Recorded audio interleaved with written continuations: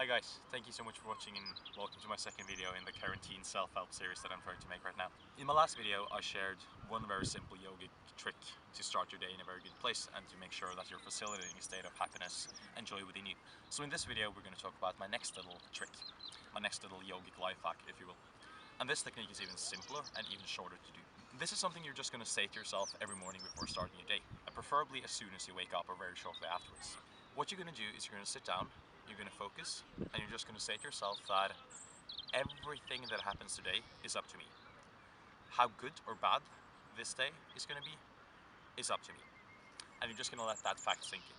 This might seem like a very simple practice, but once you've just experienced this state for just a few moments, it will change the way you go about your day.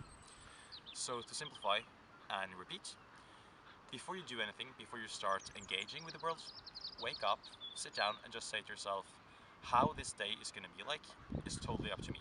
Every second, every moment. What I do, how I process, how I think, decides the outcome of this entire day.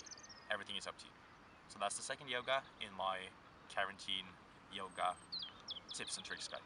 Thank you so much for watching, and I hope that technique benefits you. May all beings be happy.